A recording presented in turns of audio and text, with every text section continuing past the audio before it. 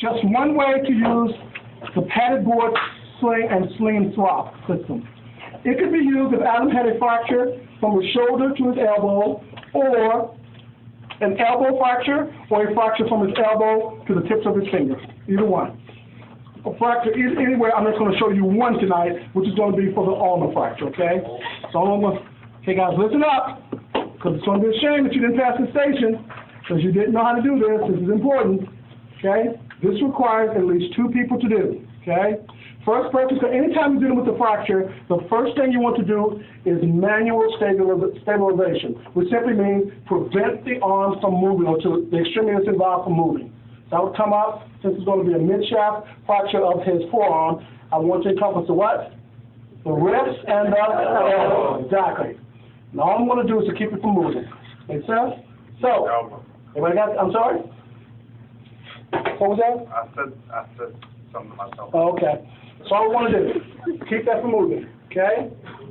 Everybody got that? Jeffrey, I want you to come over here, hold on to that.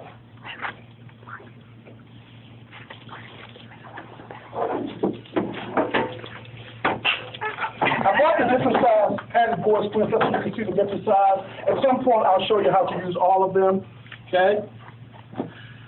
So in actuality, we would come in, we would check for injuries and all that stuff, but once again, I just want to go over the process with you. Padded board splint is nothing but a board with some padding and some type of covering. Here in the county, most of the material that we use is vinyl or plastic or something like that, so that if there's a bleed, it's easily cleaned up and put back in service. Because these things can be quite expensive. But back years ago, what we used to do, when I was in Scott, we used to just go to the lumber yard, they would donate lumber to us, and we had a ladies' auxiliary. They would actually cut this stuff for us. They would put the padding on it, which is kind of like most of the time would be like the cushion inside of the stuffing in like a sofa or something. They would cut the cushion for us. They would put it on, and then we would wrap it in some type of material, and they would usually be like vinyl or something, and they would just staple the backside of it. Very, very cheap way to do it. These are actually pretty cheap also now, but it used to be these things were very expensive. I'm going to come in, and once again, remember, I'm not checking for CNS, all those things that I'm going to teach you that you're going to have to do. I'm just going to apply the device. Put it on. Okay? You hold it on, young man. Hold him, I promise you. You're not going to hurt him by touching him. All right? Excuse me. Okay. Certain things you need to know. This is, I'm going to put this in Adam's hand. That is called the position of function. You might see that again. Hint, hint. The position of function. The important thing here is this: you want to have some support inside of the hand, okay? And you do not ever want the fingers to hang off the side of the board, okay? So now I have to secure the arm to this, so I'm going to use cravats. Somebody's already made a sling with this one. I'll just leave it. When you make the cravats, there's one in there. I hope it's not too tight on the hand. Okay? You want to actually encompass the hand and the wrist, because you don't want the hand to be able to do this. So I'm going to make this a little wide. I'm going to come across the knuckle. If you would, this is one time when your face can help you. Put your hand on that board and hold it for me. There you go. You want to come around, and in this, you can either use 3 cravats to secure the extremity to the board, or you can use 2. Okay? You want to come around, and it has to be nice and tight. Okay? Back around. And if I wanted to, I could work my way around Jeffrey's hand right now, come back around. You just move your fingers a little bit, but keep them intact. And I'm going to come across. Keep your fingers intact. Look at those white knuckles around. And I'm going to come across the wrist now to encompass the wrist. Okay? But the point is nice and tight. The biggest mistake that people make with this is not making it tight enough. Is that really tight? Yeah, I'm breaking my watch here. Is it breaking? No. Oh, it's a $5 watch.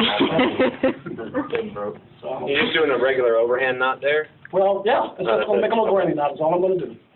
Can you use too many? If you did 4 or 5, would that be excessive? Well, you don't need to. You don't need to use 4 or 5. The most you will ever need is 3 to affix it to the board. And this is important. Never make your knot next to the body. Knot has to always be on the side of the board or in a board space. Okay? I feel pretty confident that that's okay. So now I'm going to come up here and I'm going to try to encompass. In actuality, bring your wrist a little bit, maybe elbow a little bit. This board should go at least past the elbow. So this is not the proper size board for this young man. I'm going to go ahead and complete this anyway. But you notice how I make it nice and wide up here because I don't want to make it thin because it cuts into the tissue. Okay? Once again, nice and tight. Come back around.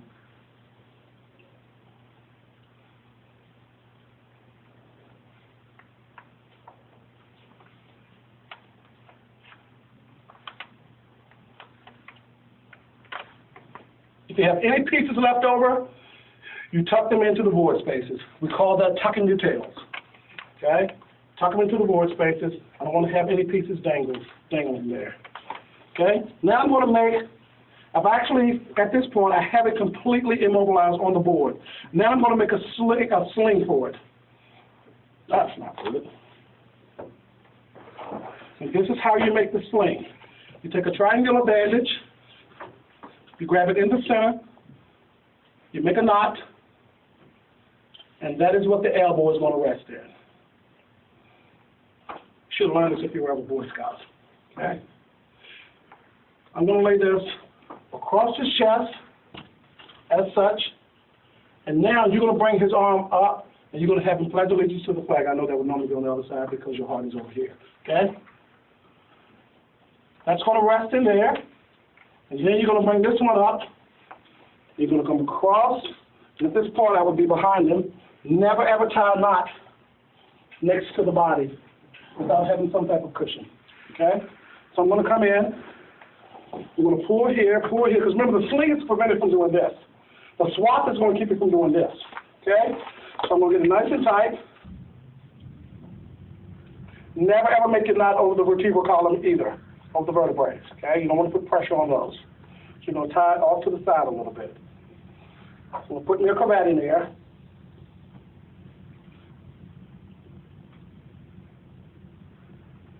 Make my little knot. I'm good. Okay? You're still holding on, young man. Now I have to make a swap. Adam is pretty small, so I can probably get away with using one cravat. But if it's somebody really big, you might have to tie two of these together. Now I'm going to come across the chest, under the good arm, but over the bad arm. Now, some people will bring it over here, and that's okay. I personally don't like that because now you have the potential to actually be right over the fracture site. So I usually bring it like this, bring it around. Once again, tie it over, off to the side. And of course, I would put a cravat here and grab another one, nice and tight. And at this point, stand up. He can walk to the rig for you now. If that's the only thing that's wrong with him, he can now walk to the rig for you. You don't have to even carry him on the stretcher. Make sense? Does he have to be transported via the rig? Well, if he has a fracture and you're there to actually transfer him, the answer would be yes. If I'm going to do all this to somebody, I'm not letting him go to the hospital POV. Okay. That's me. And even if his dad's there saying, I got him now? Well, I can't kidnap him, but but yeah, if I'm going to do this much treatment to somebody, I'm taking them to the hospital. That's just me. Everybody got that? Yes, sir. This might be one of your random skills.